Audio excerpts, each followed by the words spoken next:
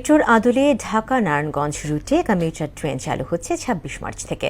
পুরাতন কোচ সংস্কার করে অধিক যাত্রী পরিবহনের জন্য স্বল্প দূরত্বে নতুন করে এই সেবা চালুর সিদ্ধান্ত নিয়েছে বাংলাদেশ রেলওয়ে।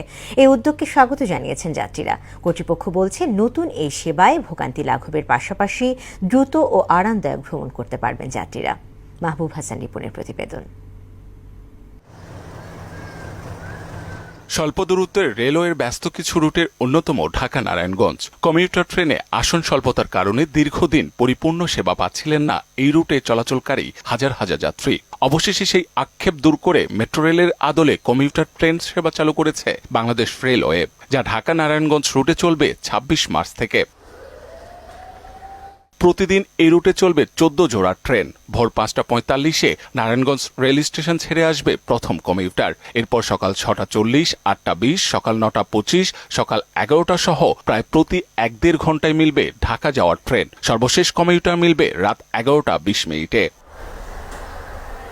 অপরদিকে ভোর ৫:১৫ ঢাকার রেল স্টেশন ছেড়ে যাবে প্রথম কমিউটার। এরপর সকাল ৬টা, ৬:৩০, ৮টা ২০ ও সকাল ১০টা ৩৫ নারায়ণগঞ্জ যাওয়ার ট্রেন পাওয়া যাবে। সবশেষ কমিউটার ঢাকা ছাড়বে রাত ৯টা ৫৫।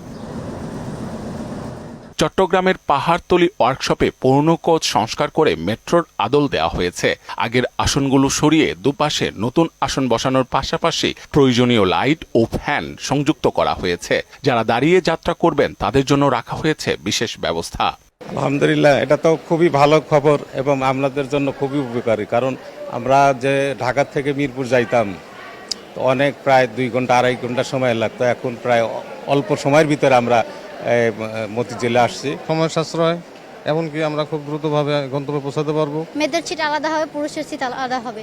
এরকম কোনো সময় না যে বাসের ভিতরে যাই আমরা পুরুষ মেয়ে একসাথে ধাক্কা থাকি, যে অন্যরকম ভাবে হয়। চাহিদার কথা মাথায় রেখে ঢাকা নারায়ণগঞ্জ রুটে মেট্রোর আদলে আরও ট্রেন সংযোজন এবং ডাবল লাইন চালুর পরিকল্পনার কথা জানান বিভাগীয় রেলওয়ে ব্যবস্থাপক মহিউদ্দিন আরিফ।